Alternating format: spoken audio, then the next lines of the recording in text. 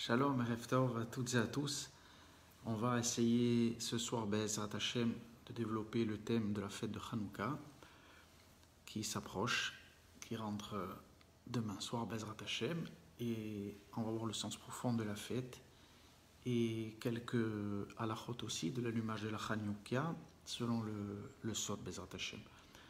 Alors tout d'abord, on va prendre toujours les choses de manière globale et essayer de comprendre le sens profond de cette fête. Et c'est vrai que pour comprendre chaque chose à un niveau profond, il faut d'abord remonter à l'origine, à la source, et qui chaque fois nous ramène à la faute d'Adam Arishon. Il faut savoir que quand Adam a fauté, il y a eu, donc comme on l'a vu dans de nombreux cours, à la suite de cette faute, et sa dégringolade sur terre, donc le peuple d'Israël doit descendre dans ce monde effectuer des réparations.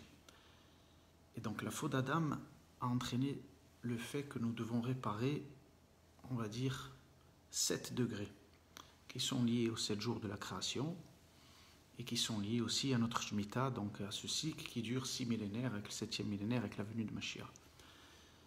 Ces 7, on va dire, degrés qui doivent être réparés et qui ont été entachés au moment donné de la faute, ce sont les 7 degrés, les 7 séphirotes inférieures qu'on trouve dans l'arbre séphirotique de la Kabbalah, qui sont le Chesed, qui est lié à Avraham Avinu, Chesed qui est la bonté, qui est l'amour, la miséricorde, la Midat Hadin, liée à Yitzhak, la puissance, la rigueur, la Tiferet, qui est liée à notre patriarche Yaakov, qui est l'équilibre, qui est la synthèse entre le don, entre l'amour et la retenue.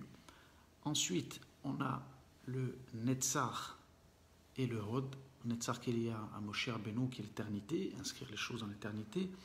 Le Hod qui est le degré opposé, qui est à gauche, qui est lié à Aaron Cohen, qui est lié à, bien entendu, on dit, comme c'est lui, c'est un Cohen, c'est le fait d'embellir les choses, de servir à Hachem de la bonne manière, en faisant justement, en préparant une belle Hanoukia, en faisant les choses comme il se doit, embellir les choses. Et donc c'est un degré important qui est lié, comme on va le voir à la fête de Hanouka, ce degré du Hod. Le Yesod qui est lié à Joseph, à Tzadik, Yosef à Tzadik, on est en train de lire ses parachutes, qui est lié donc à la Brit Mila. Et la dernière sphère qui est féminine, qui est la Malchut, qui symbolise le degré féminin sur terre dans ce monde, qui est la révélation des valeurs de Dieu dans ce monde.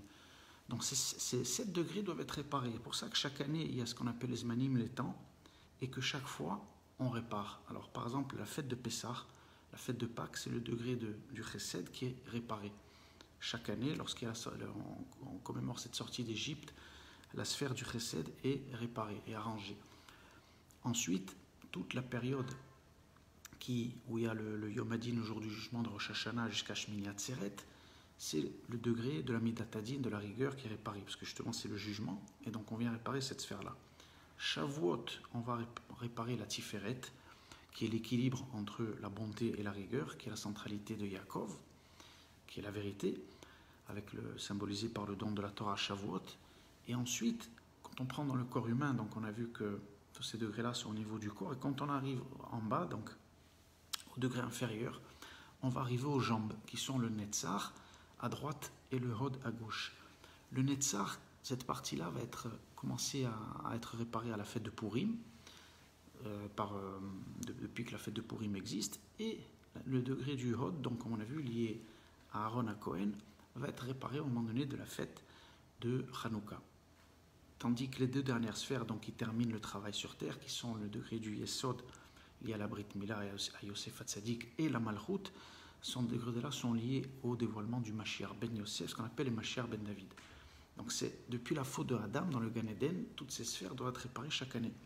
Et Hanouka, la fête de Hanouka, donc cette fête si extraordinaire, vient réparer ce degré du Hod.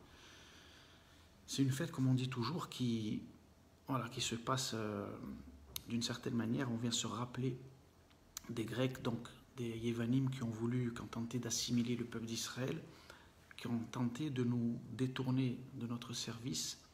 Alors ce qui est intéressant dans cette volonté-là, c'est que ce n'était pas une volonté forcément de détruire, comme ça a été le cas plusieurs fois, le peuple d'Israël, mais c'était plutôt de faire de la Torah, comme on le sait, quelque chose de banal, une science, une philosophie, mais faire oublier au peuple juif, tant qu'ils les assimiler, de leur dire la Torah, après tout ce que vous avez, c'est comme nous, c'est une philosophie comme on a nous les Grecs, et c'est pas quelque chose qui vient de Dieu. Ne racontez pas n'importe quoi, vous aussi, c'est quelque chose que vous avez reçu par votre intelligence, par votre cerveau limité comme nous, et donc ça vient pas de Dieu, c'est pas quelque chose de transcendant. Donc les Grecs symbolisent ils avaient ce refus, cette incompréhension, ça les rendait fous, qu'on puisse leur dire que la Torah provient d'une lumière qui est supérieure, qui est au-delà des règles de la nature, et qui transcende et qui est capable de changer les lois de la nature, comme on l'a vu, ce qui a été fait pendant la sortie d'Égypte, avec les 10 plaies qui ont été envoyés en Égypte. Donc les Grecs ne comprenaient pas ça, ils étaient cartésiens et scientifiques et ne comprenaient pas cette notion-là. C'est pour ça qu'ils ont voulu toucher chaque fois quelque chose qui dépasse le cadre naturel, qui est lié au chiffre 8 d'ailleurs, la circoncision, c'est pour ça qu'il y a la Brit Mila qui est fait le 8e jour, parce que cela provient du chiffre 8 qui dépasse le cycle du chiffre 7 qui est lié à la nature. Ils ont voulu toucher Rosh Chodesh, qui est justement ce degré de renouvellement permanent de la lune, et donc qui est enraciné dans l'éternité. Et ils ont voulu toucher au degré du Shabbat aussi, qui est, comme on l'a vu plusieurs fois au niveau des Zmanim, au niveau du temps, connecté à l'infini. Les Grecs ont voulu toucher ça. C'est pour ça le sens de vouloir impurifier l'huile, cette huile pure qui provient de l'infini. Donc à Hanouka, on a cette possibilité. C'est pour ça que nos sages mettent beaucoup l'accent sur cette fiole d'huile qui a miraculeusement, après que les Grecs avaient souillé le temple, on avait retrouvé cette fiole d'huile et la menorah avait pu brûler miraculeusement, on avait pu l'allumer pendant 8 jours. Et c'est vrai que l'accent est mis plus sur une victoire aussi qui est miraculeuse, des Hashmonaïm qui étaient une poignée d'hommes qui ont fait tomber un empire, qui ont su résister, les Maccabées, face aux Grecs. Et pourquoi finalement mettre l'accent plus sur le miracle de la fiole d'huile, une fois qu'on avait récupéré le Beth Amikdash, et sur cette victoire militaire qui est extraordinaire aussi. Alors là, on va le voir pourquoi. Parce que c'est tout le sens que ce qui a été fait. En fait, il faut se rappeler quelque chose de fondamental. C'est que les fêtes dans la Torah, on ne commémore pas quelque chose. C'est-à-dire que ce n'est pas arrivé une fois dans l'histoire comme ça, et après on refait. C'est pas, Dieu préserve une commémoration. Ce sont des lumières qui sont inscrites avant même que la création existe, et par le biais des événements de l'histoire, elles sont descendues. Mais elles existent avant même la création du monde. C'est pour ça que le mot Zman, en hébreu, qui veut dire temps, a la même racine que l'azmin. L'azmin, invité. Chaque fois, on est invité, lorsqu'il y a une fête, à faire descendre cette lumière qui est prévue même avant la création du monde. Prenons le cas de la fête de Pessah. Vous allez vite comprendre. Est-ce que Pessah, cette lumière-là, est liée uniquement à la sortie d'Égypte quand il y a eu ces événements-là? Pas du tout, puisqu'on le sait, Avraham Avinu, avant même qu'il y ait le don de la Torah et que le peuple d'Israël sorte d'Égypte, lui faisait déjà Pessah. Donc, nos sages, nos avots, nos pères avaient cette compréhension et avaient reçu en prophétie ces secrets-là, ces lumières qui ont précédé la création du monde, et ils étaient capables, dans chaque temps, puisque les temps précis, dans chaque année dans le calendrier juif, permettent à une certaine lumière de descendre. La lumière de Pessah, comme on le sait, est spéciale, elle fait sortir l'homme de ses limites et le délivre de toutes les aliénations. D'autres lumières extra, comme celle de Hanouka, qui est spéciale, comme on va le voir, et qui a cette capacité, comme on le voit même dans l'allumage, qu'on va voir, on descend allumé, c'est une lumière du haut qui provient des mondes supérieurs, qui vient éclairer en bas, qui repousse l'obscurité et qui fait des miracles, qui vient transformer la nature. On va voir que tout le sens de Hanouka, de l'allumage, quand on allume la Hanouka, c'est ça, c'est qu'on vient transformer la nature. Alors maintenant, on va voir, pour ceux qui veulent allumer, je vais donner quelques halachot sur la Kabbalah de mon Rav, le Mekoubal, le Rav David Daniel Cohen. Moi, chaque année, et depuis que je le connais maintenant, je fais l'allumage selon la Kabbalah. Alors, selon la Kabbalah, il n'y a aucun problème, bien évidemment, même au niveau de la halacha, puisque les choses s'enracinent vraiment dans le sens profond de la fête. Et par exemple, c'est vrai que le rov, comment on va voir les gens, comment ils vont allumer, le premier soir, par exemple, ils vont faire les 3 berachot, la deuxième bracha, Shasanissim, et Shechianu. Et ensuite, ils vont allumer à la fin de la bracha de Shechianu. Tandis que les Mekoubalim sont la tradition donc, de la yeshiva de Bethel et du Rashash, qui est celui qui nous a révélé tous les secrets du Harizal. Après la première bracha de Leadlik Ner Hanouka, on va allumer. C'est à ce moment-là qu'on allume et on récitera la deuxième bracha et la troisième le premier soir, chez Chanou, ensuite. On a déjà allumé, donc après la première bracha. C'est comme ça que font les Mekoubalim. Et après, tous les autres soirs de la fête, on allume, les hadiths, les Hanouka, on allume, et ensuite, une fois qu'on allume les autres bougies, on dit la deuxième bracha ensuite. On n'attend pas d'avoir dit la deuxième bracha pour allumer. On va voir quelle est la raison. Et à quel moment allumer aussi, c'est important.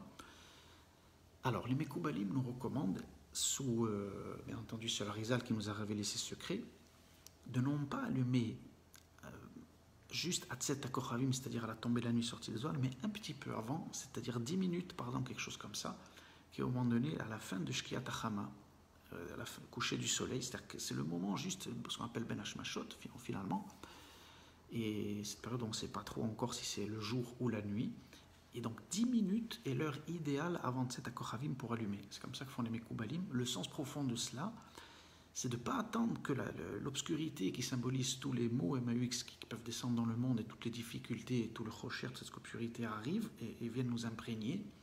Mais on va allumer avant pour repousser toute cette obscurité et on va le faire à peu près 10 minutes avant. Et non pas de cet accord Havim. C'est comme ça que font les kabbalistes. Et ça, c'est au niveau de l'allumage. Maintenant, essayons de comprendre, comme on va voir, il y a beaucoup de secrets dans l'allumage des bougies de Hanouka. On va voir dans quoi cela s'enracine. Par exemple, le Ben Ishraï nous ramène que le premier soir, donc on va dire 3 bénédictions, les Hadlik, chez Hassanissim et chez Chianou. Et par exemple, le texte, où après on va dire en chantant Anerot Halalou, selon ce texte-là, représente le même nombre total des fameuses 36 lumières que a profité Adam Arishon avant la faute. Et on sait qu'il a profité de ces 36 heures avant que cette lumière soit retirée et soit gardée en protection et qu'elle soit redonnée à la fin des temps, lorsque nous sommes en train de le vivre grâce à Dieu, le retour d'Israël sur sa terre, qui symbolise l'accomplissement des prophéties et qui se représente la lumière des secrets de la Torah. 36 mots, donc dans ce texte, Anerot Halalou, 36 mots, et on le voit dans la prononciation, Anerot Halalou, Lou, comment ça s'écrit, Lamed Vav, valeur numérique de Lamed 30 et la lettre Vav 36, pour nous faire comprendre que ces lumières-là représentent le chiffre 36. D'ailleurs, quand on compte toutes les lumières qu'on allume pendant Hanouka, sans compter le Shamash, une fois 2, une fois 3, une fois 4, ça, quand on arrive à 8, on a en tout allumé pendant ces 8 jours 36 lumières qui font référence à cette fameuse lumière du Oraganouz qui est restée cachée, réservée, comme on dit, pour les tzadikim et pour la Géoula. D'ailleurs, il y a une allusion magnifique aussi par rapport à ces 36 lumières que l'on voit avec Moshe Rabbeinu, à quel moment justement, au moment donné où Moshe va rentrer, je l'ai là, il ne va pas rentrer en Eretz Israël, comme on va le voir, et il y a quelque chose d'extraordinaire, je vais vous le dire tout de suite, le temps que Moshe... Voilà.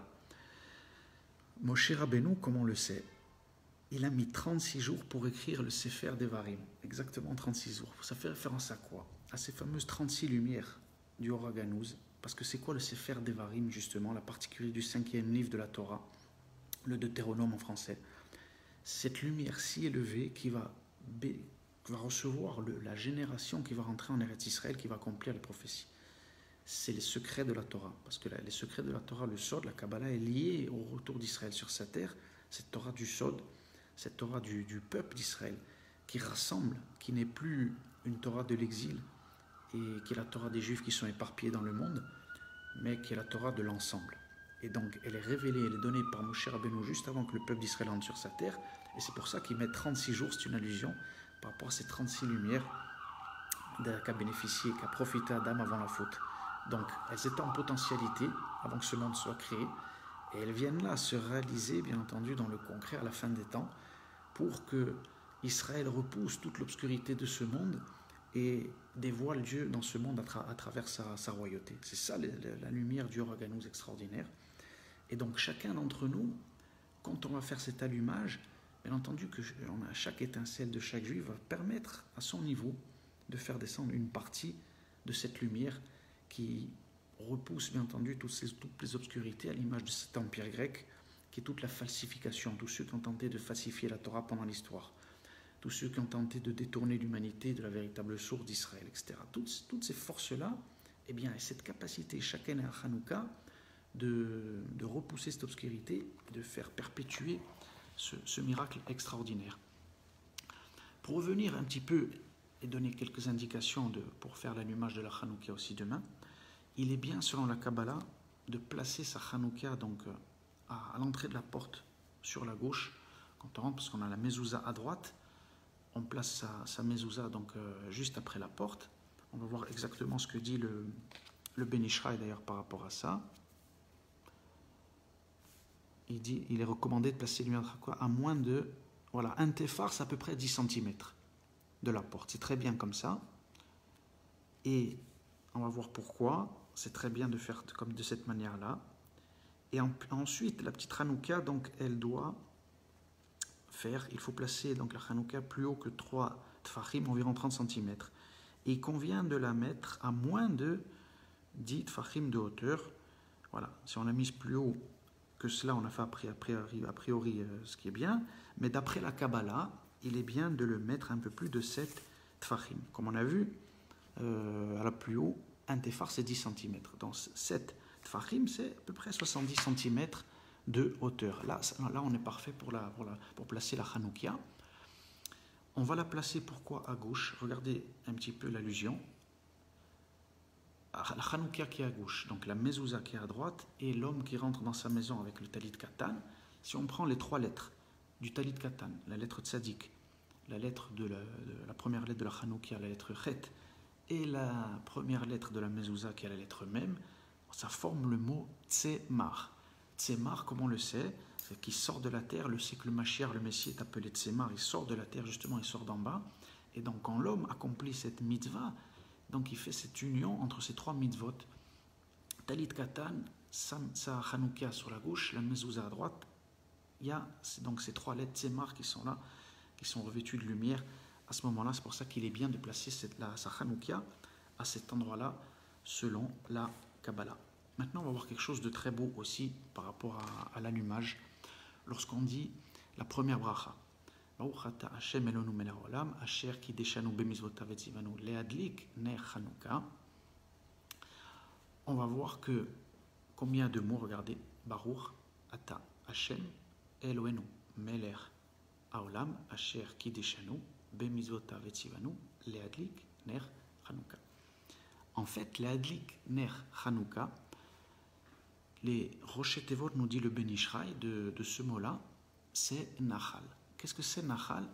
On voit quand on récite les 13 attributs de miséricorde, et donc il y a 13 mots dans cette bracha. Je n'ai pas dit le truc, mais j'ai oublié de vous dire, voilà.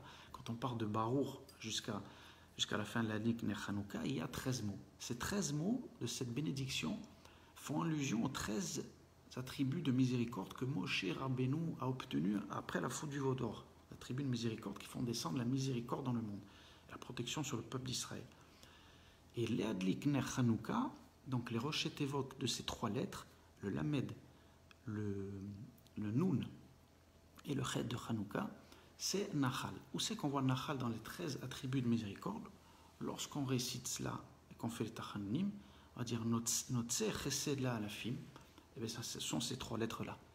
Le Lamed, le Nun et le Chet. Notse Chesed la Alafim.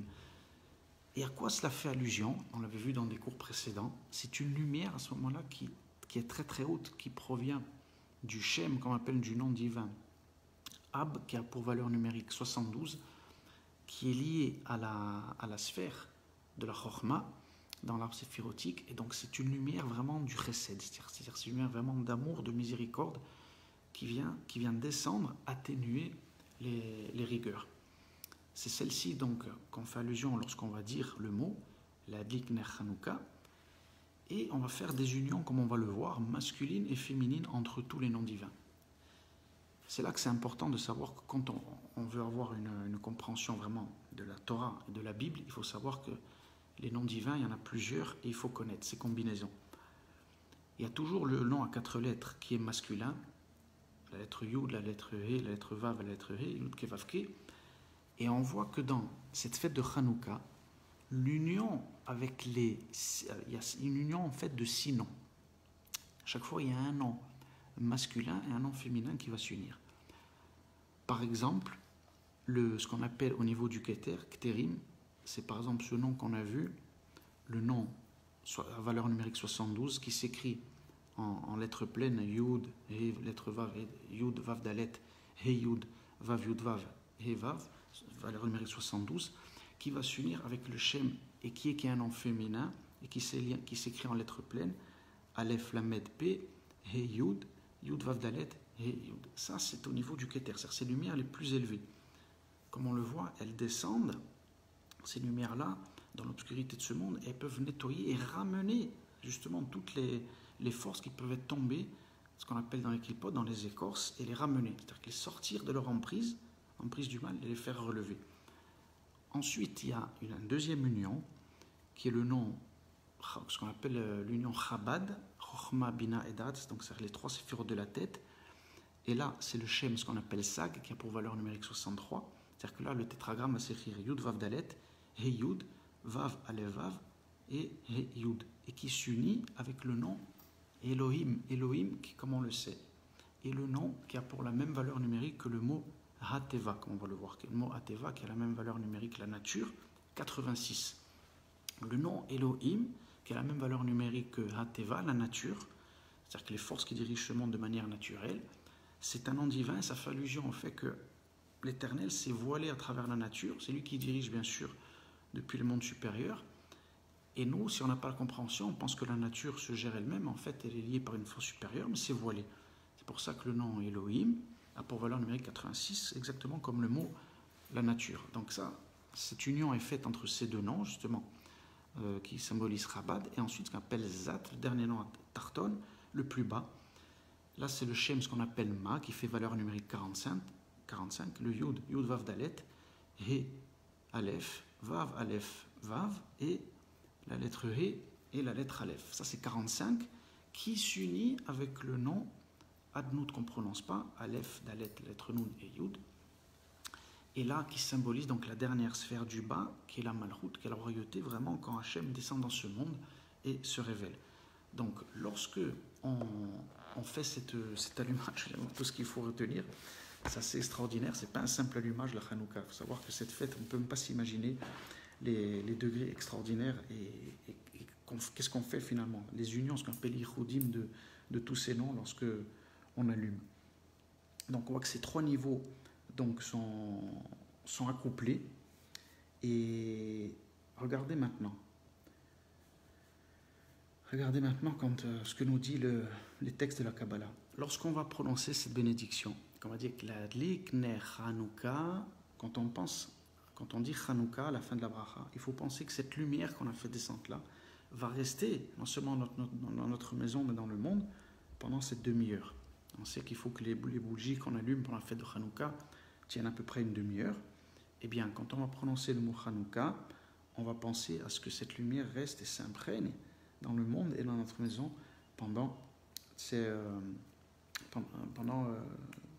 demi-heure. Donc on a vu ces degrés-là, et alors maintenant c'est très très beau aussi. Regardez la deuxième racha. Donc on a vu qu'après la première on peut allumer sans aucun problème, et la deuxième racha, ce qu'on appelle les birkat shevar, c'est des bénédictions de louange à Dieu. Et donc dans la deuxième, on va dire Baruch ata Hashem Eloheinu melech haolam she'asa nisim avotenu bayei mahem bazeman hazeh. Cette fameuse bénédiction. D'ailleurs, il faut savoir que par exemple, quand un soldat de l'armée d'Israël, il n'aurait pas la possibilité d'allumer chez lui, eh bien on va lui dire, si tu passes devant une maison et que tu vois une Hanoukia, tu dois dire cette bénédiction-là qui fait référence au miracle qu'on va le voir. Regardez maintenant les secrets qui nous ont été révélés dans cette bénédiction.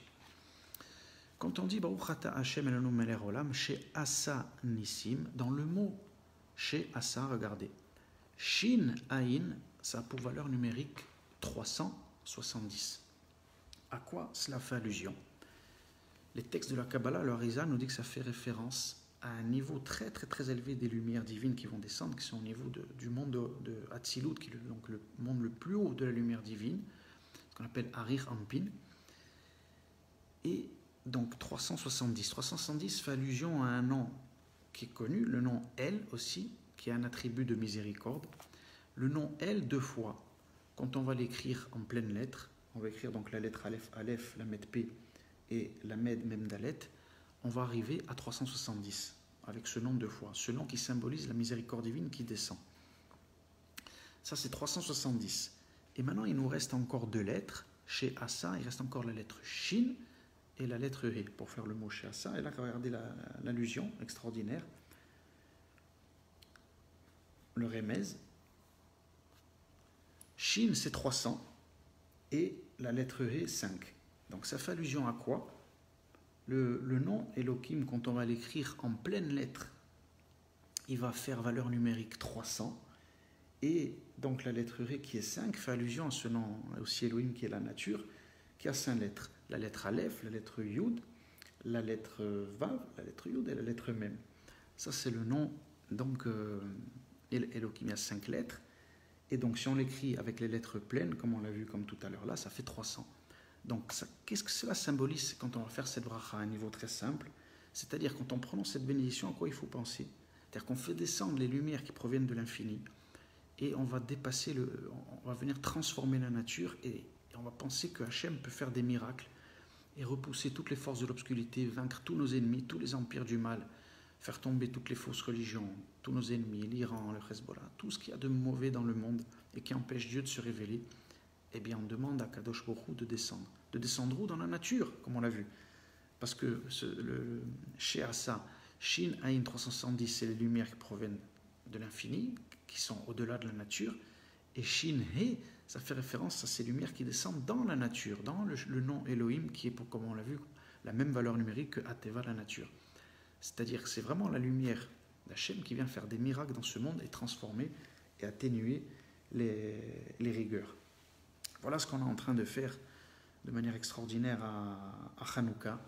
Il y a encore beaucoup de choses, mais je pense qu'on a vu quand même des choses importantes ce soir par rapport à l'allumage et ce que ça symbolise dans la première bracha. Donc voilà à quoi on doit penser quand on allume. Vraiment cette union, donner la possibilité à tous ces non-humains de se marier, de faire un zivouk, de s'unir. Et d'ailleurs, on a oublié de le dire, mais c'est ça qui est très beau, quand on a vu toutes ces unions de noms divins, le mot ner en hébreu, lumière, regardez comme c'est beau.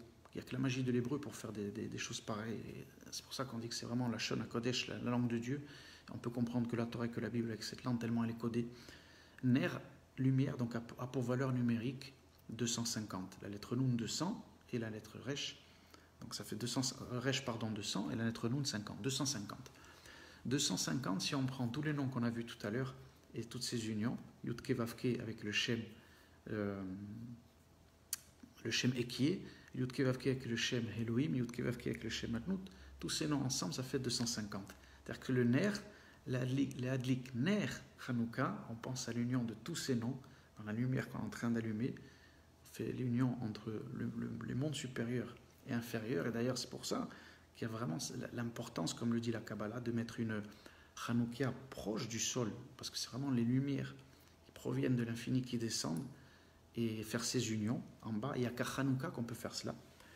Et d'ailleurs, c'est la raison pour laquelle le Shabbat de Hanouka, qu'il y aura là, il faut allumer, bien entendu, le mari à la maison, la Hanouka avant que la femme allume les lumières de Shabbat, parce que, comme l'explique le Harizal, les lumières de Hanouka, c'est une lumière qui part d'en bas, qui, on va dire, qui corrige, qui fait un tikkun et qui monte, tandis que les lumières de Shabbat sont beaucoup plus élevées, sont déjà dans les mondes supérieurs au niveau du Keter, donc il ne faut pas inverser. Il faut faire d'abord la Hanouka, d'abord le mari, et ensuite la femme va allumer les lumières du Shabbat. Qu'Hachem nous éclaire dans la Torah Bezrat Hashem et qui nous permette chaque année, à notre humble niveau tous, et de la plus belle des manières que justement on soit un peuple sur notre terre. C'est de la meilleure des manières, comme on l'a vu, qu'on peut recevoir ce organou, ces 36 lumières, repousser toute l'obscurité de ce monde, révéler la vraie Torah dans le monde, la vraie huile de la Torah justement, celle qui n'est pas transformée, la Torah mythite, la vraie, et essayer nous aussi chaque juif, chaque fois qu'on enseigne la Torah, de vraiment la dévoiler comme il se doit, ne pas dévoiler des Torahs qui nous arrangent ou comme ça pourrait nous arranger, mais des fois dévoiler la Torah authentique comme il se doit, et par ce mérite-là on pourra repousser toutes les obscurités, pourra vaincre tous nos ennemis, repousser toutes les maladies et emmener l'humanité tout entière dans la lumière. Amen ve Amen.